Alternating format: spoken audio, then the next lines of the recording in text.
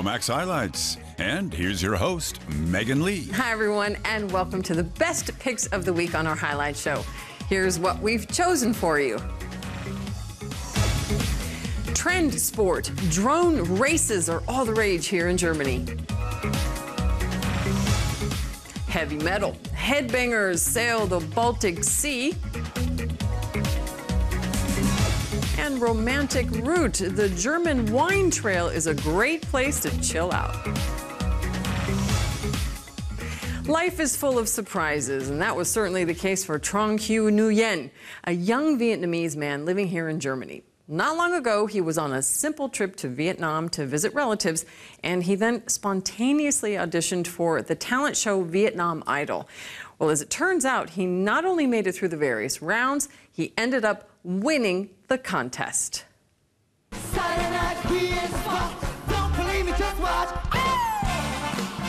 He's got the moves and the voice, not to mention the charisma. No wonder 23-year-old Trong Hu Nguyen made it to the finals of Vietnam Idol.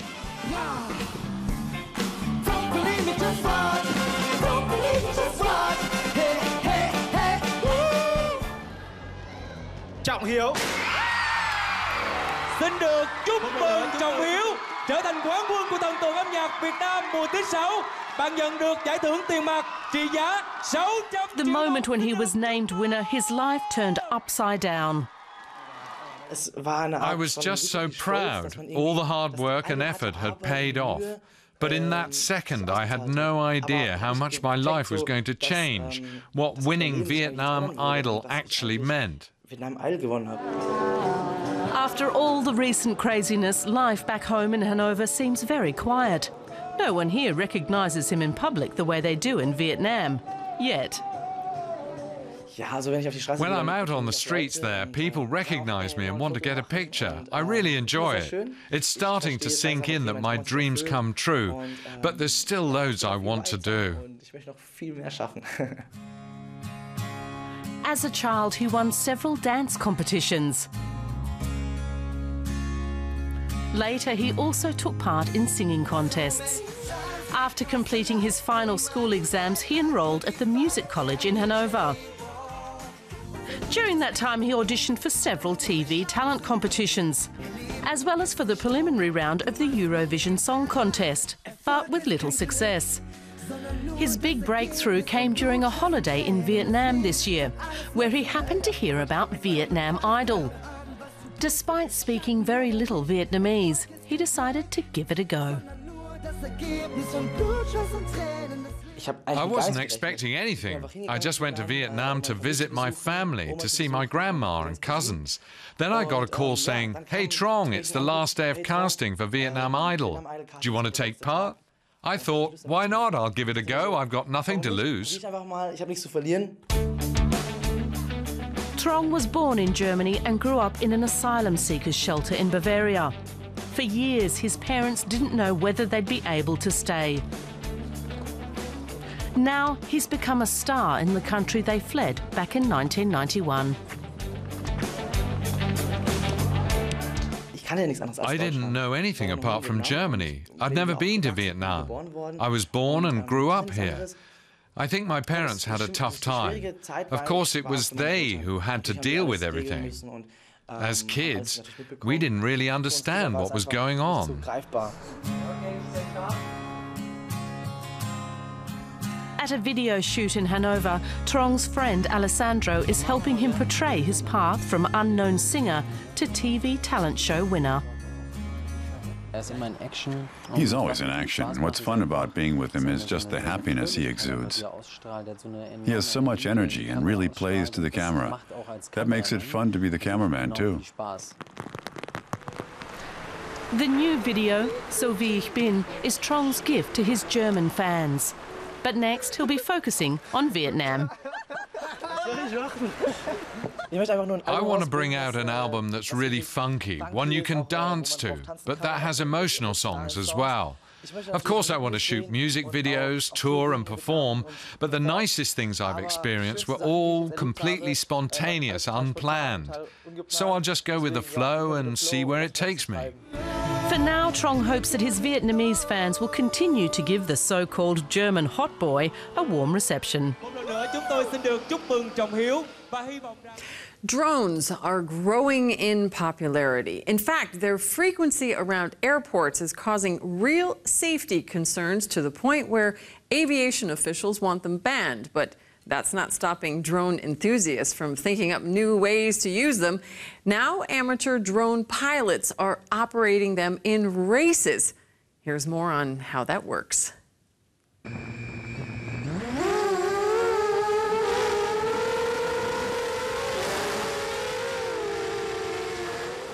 These remote-controlled drones are far more maneuverable and also faster than traditional model airplanes.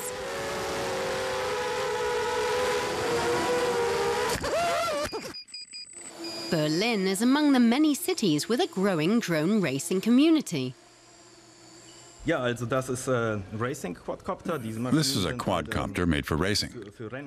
These machines are not quite as agile, but they're super fast and designed to be robust to handle the frequent collisions. A quadcopter has 4 engines, which is where the name comes from. The control motherboard is hidden in the center, and there are 2 cameras, one recording the video, and the other transmitting images live to these goggles, so I can see where I'm flying. It's called first-person view, a concept originally devised for radio-controlled model planes. The goggles allow the pilot to see exactly what the copter is filming. That helps create the sensation of experiencing the aerial stunts firsthand. But it does take some practice. You feel like you've been transported into the copter. On the first 2 flights with the goggles, I fell out of my seat when I did banking maneuvers. You feel like you're moving with the copter. It's like you're a bird flying over the fields.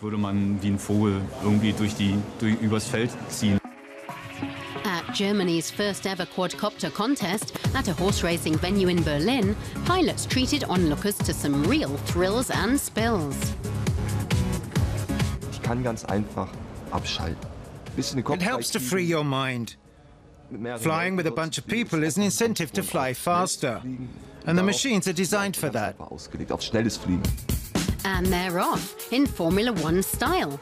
The quadcopters navigate their way around the obstacle course at speeds of up to 130 kilometers per hour, while their pilots sit at trackside. In Germany and many other countries, drone races in the open skies require special advance permission from the authorities.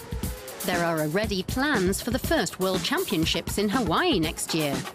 They'll involve around 300 pilots from around the world, competing prize money totaling 90,000 euros. The larger models are better for beginners still getting to grips with drones.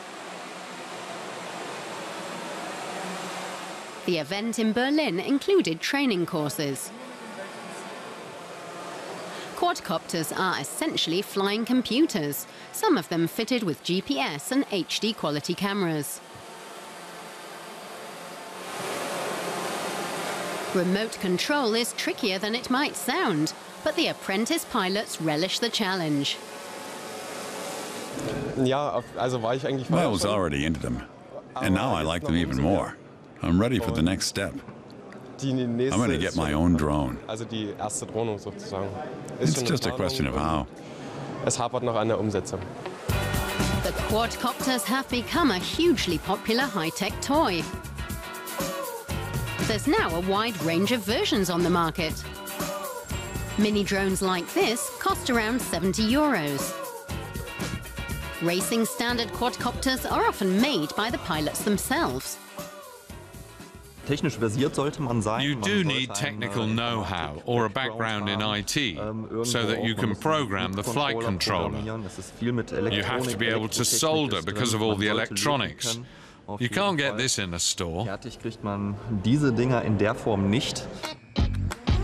There's Then there are the special editions, which scale new horizons of creativity. But what they all have in common is they're fun. You can't beat that. Well, now we've got something for all you heavy metal fans out there. A full metal cruise that sails across the Baltic Sea where headbangers can shake, rattle, and roll to their heart's content, all in the confines of a cruise ship. This gig was sold out in just 1 hour, and these people are the lucky holders of those golden tickets. Around 2,000 heavy metal fans are letting their hair down for this 3-day rockathon at sea. The Full Metal Cruise will be docking at Copenhagen and Gothenburg, although it's the action on board rather than the route that matter most. Among the bands performing live are Santiano from northern Germany.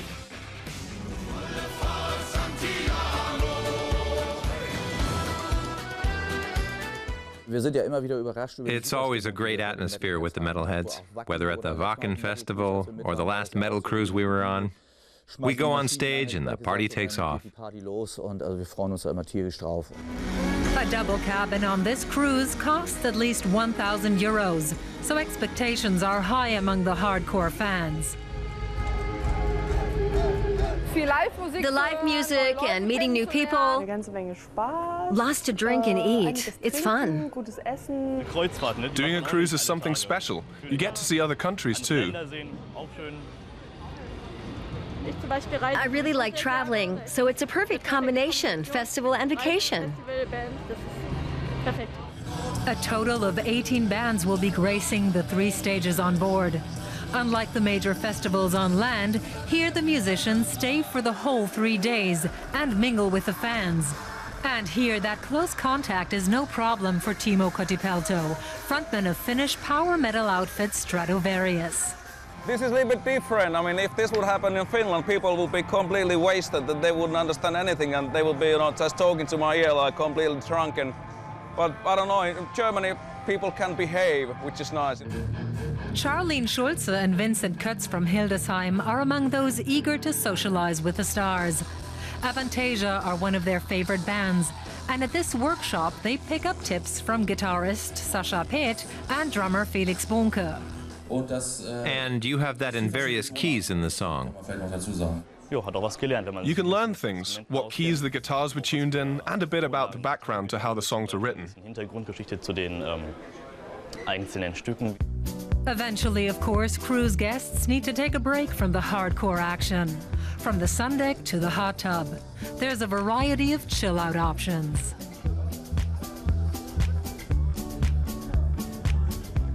And for those who might have overdone it, there's even a spa area. All that head-banging results in a lot of sore necks. Headbanging puts the head, shoulders, and neck under a lot of strain. We have a special neck breaker massage, which is just for the Full Metal Cruise. Some die-hard heavy metal fans wear their passion on their sleeve, or rather under it. Markus August from Dresden is having his first ever tattoo done today. No pain, no gain, eh? It hurts a little, but it's like falling down and getting a scrape. Nothing major. This skull is the logo of the Wacken Open Air.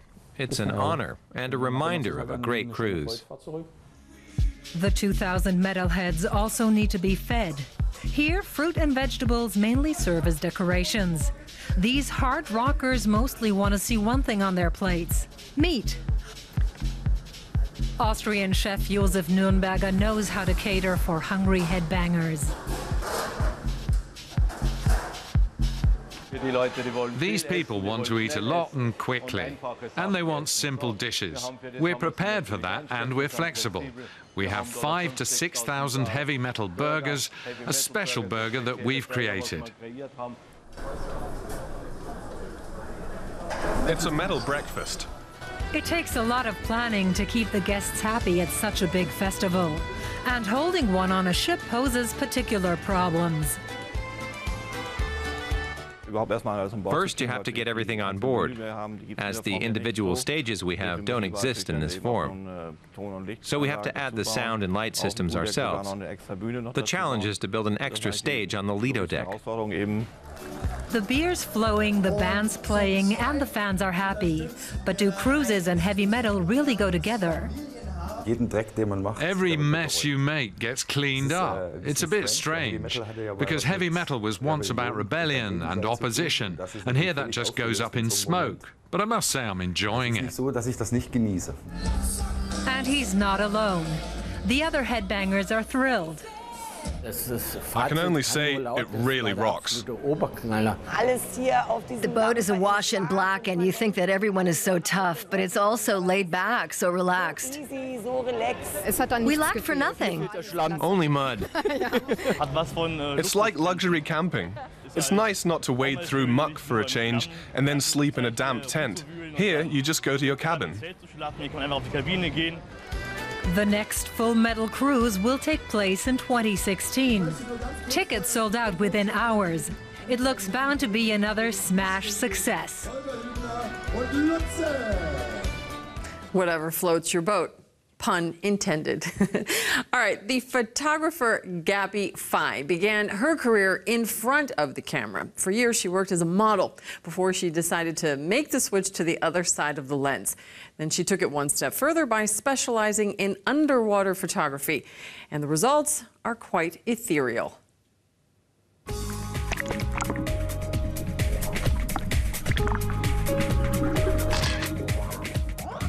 Underwater antics, all for the camera. And the woman behind the shutter is Gaby Fey. The Cologne-based fashion photographer lives and works on the French Riviera in the summer. She shoots many of her pictures in her own pool.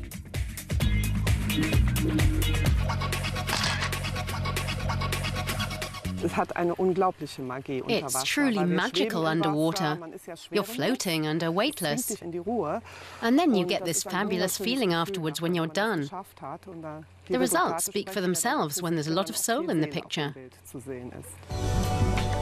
Fey sees underwater photography as an adventure because so little can be planned in advance. Completing a picture can take days, even months. Afterwards, Fey processes the pictures on the computer and assembles collages of pictures.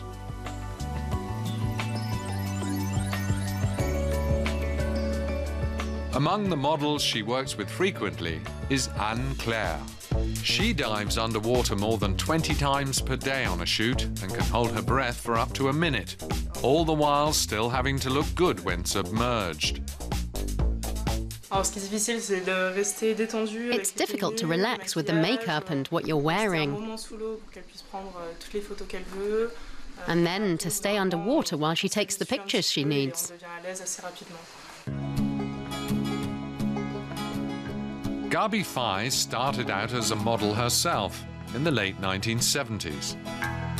For 15 years of her career, she worked for German fashion label Borgner. In the 1990s, she moved behind the lens. Her first pictures were composite cards for actors and models. She later worked for a variety of renowned photography agencies. 5 years ago, she began specializing in underwater shots. I'm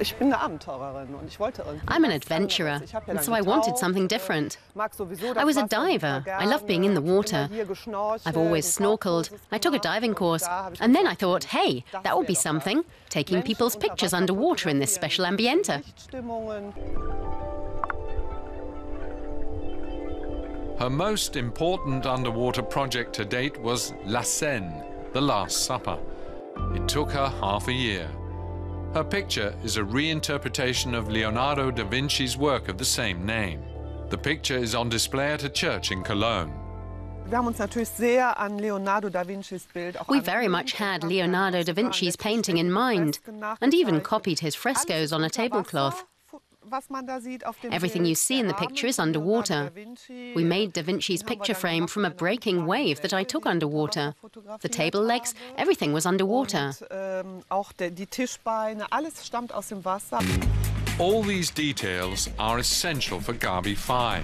To get the lighting just right, she uses a single-lens reflex camera and a high-tech flash system. The setup is much like a conventional photo studio, with one important difference. The equipment is, of course, waterproof. A dream of mine is the Maldives. I'd like to fly there with a team of my best models. We'd all be in a good mood, taking beautiful pictures underwater with the fish and the clear water. I've worked there before, and I'd really like to go back.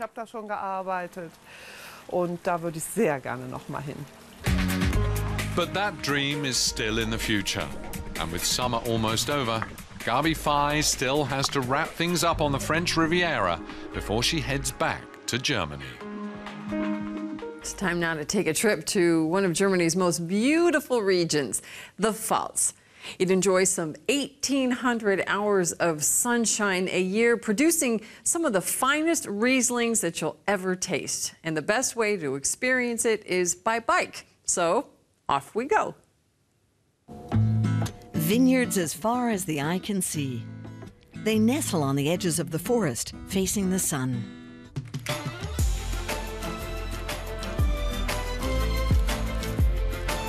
The German cyclists' wine route runs right through the vineyards. The 100-kilometer route combines natural beauty, culture, and culinary highlights. The Pfalz is a region with a distinct local cuisine.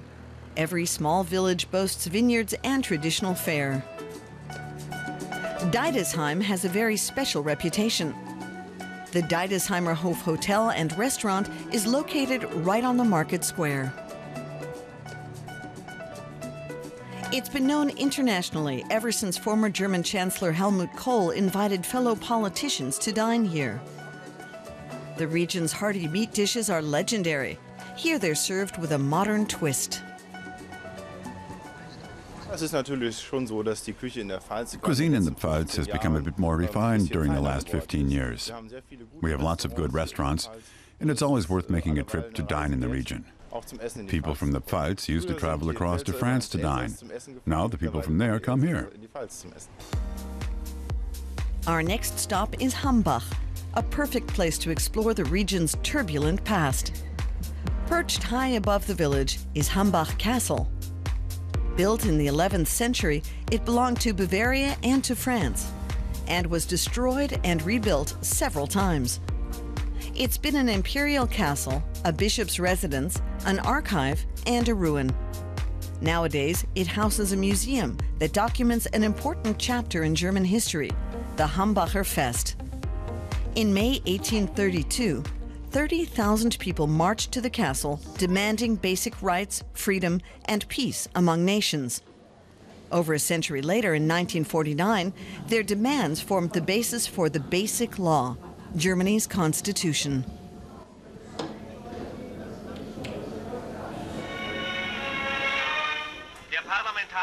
Drafted in 8 months, the Basic Law was passed by the Parliamentary Council in Bonn. We followed the German wine route southwards. These vines are more than 400 years old and still supply grapes. They belong to the village of Roth unter Rietburg. Most villages in the Pfalz were devastated in the 17th century War of Succession. Roth unter Rietburg was an exception. So this winemaking village is a gem, with buildings almost as old as the vines. We stopped to look at Ludwigshöhe Villa. When the Pfalz still belonged to Bavaria, King Ludwig I had a summer residence built here. Its balcony offers a panoramic view over the vineyards.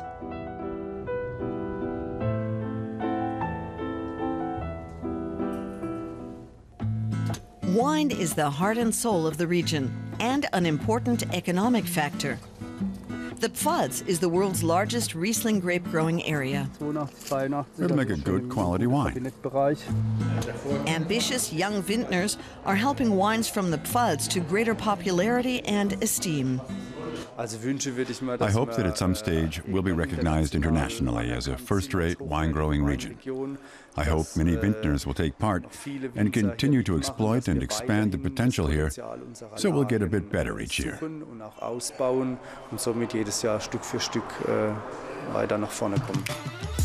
Our trip along the German wine route ends at the German wine gate in Schweigen. As soon as you pass through it, you're in France. And with that, we wrap up the highlights. We hope you enjoyed the show. See you again soon.